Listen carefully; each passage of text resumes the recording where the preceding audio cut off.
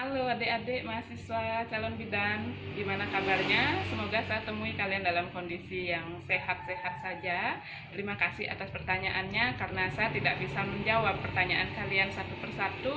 Saya coba bikinkan media untuk mempermudah kalian mengenal bagaimana karakteristik pengeluaran darah pada saat segera setelah persalinan sampai dengan akhir persalinan. Ya, nanti kita simak ya. Ibu-ibu, gimana setelah melahirkan? Semoga baik-baik saja. Ya, jadi ini akan membantu ibu-ibu mengatasi kegalauan ya terkait dengan pengeluaran darah pada saat segera setelah melahirkan.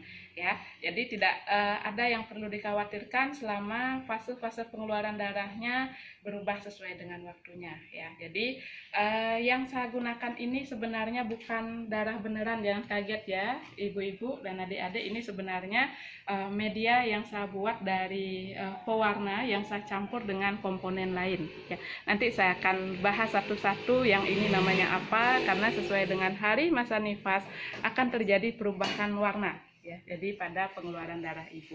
Kita bahas satu-satu ya. Jadi untuk pada masa nifas atau segera setelah persalinan sampai dengan akhir masa nifas itu perubahan warna pada darah yang dikeluarkan itu juga berubah ya, berangsur-angsur berubah sesuai dengan fase-fase dari masa nifas ya.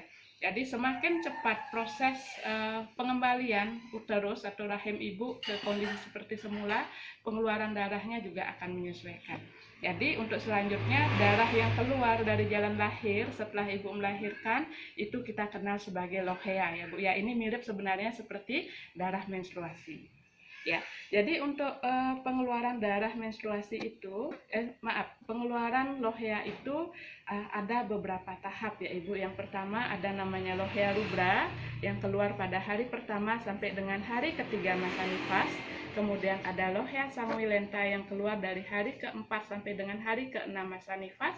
Kemudian akan dilanjutkan dengan lohea serosa yang keluar dari hari ke-7 sampai dengan hari ke-14 masa nifas. Nah, setelah itu akan dilanjutkan dengan pengeluaran lohea alba.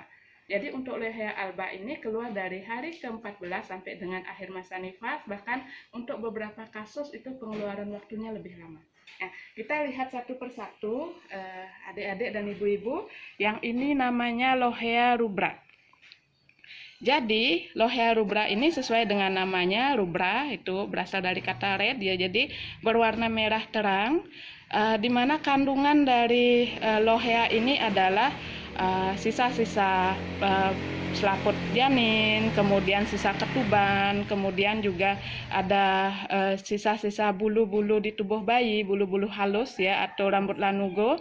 Kemudian juga ada mekonium atau bekas hasil metabolisme yang keluar lewat kotoran janin pada saat di dalam kandungan, dan juga itu adalah sisa-sisa lapisan desidua. Jadi warnanya merah pekat ya, merah kehitaman yang akan keluar pada hari pertama sampai hari ketiga, dan tentunya semakin hari pengeluarannya akan semakin berkurang ya, sesuai dengan kalau semakin rajin ibu-ibu beraktivitas, kemudian rajin menyusui walaupun sedikit agak kontraksi ya, perutnya agak sakit sedikit, itu akan mempercepat proses pengurangan dari volume lohea ini ya.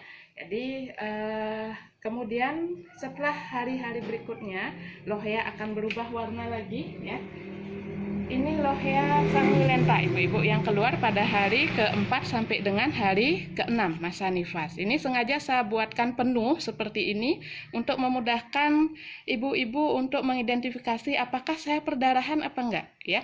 Jadi kalau misalnya lohea sanguinolenta ini warnanya lebih mudah daripada lohea rubra, karena kandungan dari lohea sanguinolenta ini mengandung plasma lebih banyak daripada sel darah merahnya, sehingga warnanya sudah memudar, di mana ini menyesuaikan dengan kondisi situs plasenta yang semakin sembuh ya. Jadi perlukaan di dalam uterus tempat implantasi plasenta itu sudah mulai menyembuh, sehingga menyebabkan warna lohea juga berubah menjadi lebih mudah ya.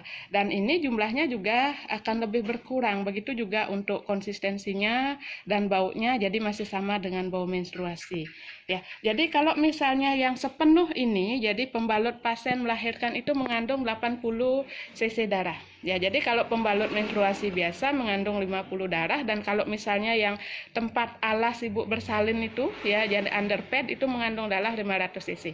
Jadi kapan ibu-ibu merasa perdarahan itu sudah bisa dihitung kalau misalnya sampai mencapai darah 500 cc. Kalau dalam setengah jam ibu pembalut ibu penuh satu pembalut ini, berarti dalam hitungan 3 atau 4 jam misalnya sudah sampai 500 cc, berarti ibu sudah tergolong mengalami perdarahan masa nifas. Ya, kita lanjutkan lagi ibu-ibu ini selanjutnya. Ya, jadi setelah hari ke-6 atau hari ke-7, jadi warna darah akan berubah ya, akan berubah menjadi kecoklatan seperti ini ibu-ibu. Ini disebut lohea serosa seperti namanya ya. Jadi karena banyak mengandung serum di sini, jadi untuk perlukaannya sudah mulai menyembuh ya. Jadi warna darahnya juga akan kecoklatan, masih ada merah-merah sedikit, bahkan sudah mengarah ke kekuningan. Ada lendir juga di sini seperti ini. Nah, ini menandakan bahwa situs tempat implantasi plasenta sudah mulai pulih ya dari perlukaan. Kemudian akan terjadi pada hari ke-6 sampai dengan hari ke-10, bahkan sampai hari ke-14 ini jadi lebih pekat ya, lebih coklatnya lebih pekat, dan ini juga sudah ada leukosit di sini. Jadi menandakan bahwa luka sudah mulai sembuh. Baunya juga sudah tidak sekeras seperti waktu bau menstruasi.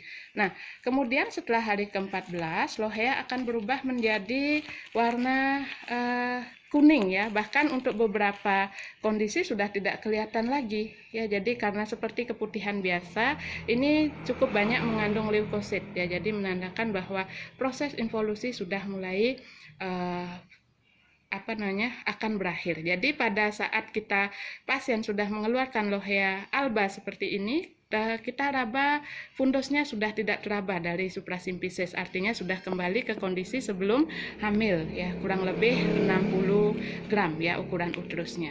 Nah, jadi tiap orang untuk lohea albanya beda, ada yang cepat berakhir, ada yang lama. Nah, kemudian bagaimana halnya kalau terjadi ini? Ini adalah lohea purulenta.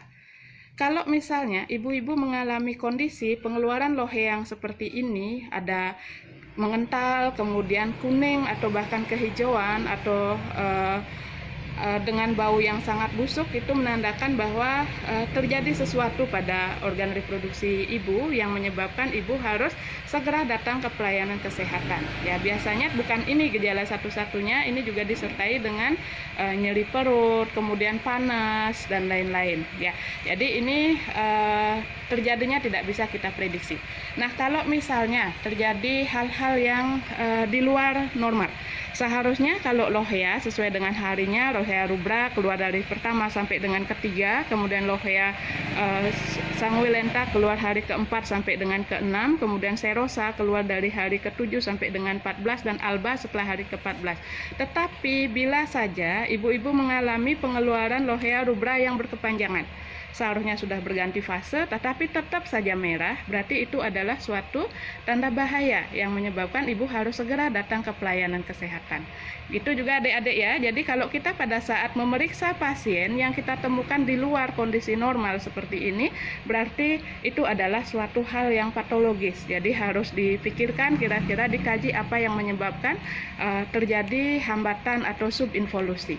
Nah, kalau misalnya ternyata sudah lohea alba, tiba-tiba keluar darah merah lagi seperti ini ya, padahal sudah sekian hari keluar lohea alba atau lohea serosa, kemudian ada keluar darah merah lagi dalam bentuk lohea rubra, baik itu keluar sedikit atau banyak lagi dalam jumlah yang banyak, berarti harus dikaji penyebabnya. Apakah ada sisa plasenta di sana, atau mungkin ada infeksi, atau mungkin ada jahitan yang terlepas, atau bagian di dalam rahim yang tidak terjahit. Jadi itu perlu difikirkan sehingga perlu dilakukan suatu rujukan. Ya, jadi sampai di sini dulu adik-adik dan ibu-ibu nifas dan menyusui, semoga bisa dipahami. Jadi setiap ada hal yang di luar dari kenormalan yang seperti yang saya jelaskan terkait dengan warna lohea, kemudian jumlahnya, baunya, jadi tolong segera datang ke pelayanan kesehatan. Bagi adik-adik calon bidan, kalau misalnya mengidentifikasi kondisi ini, menemukan kondisi ini di lapangan, segera datang ke rujuk pasiennya ke pelayanan kesehatan untuk identifikasi lebih lanjut. Ya, demikian video ini, semoga bermanfaat terutama bagi adik-adik calon bidan untuk memudahkan kalian mengidentifikasi apakah ibu nifas yang kalian asuh itu dalam kondisi yang normal atau mungkin terjadi masalah. Oke, kita akhiri, sampai ketemu pada perkuliahan selanjutnya.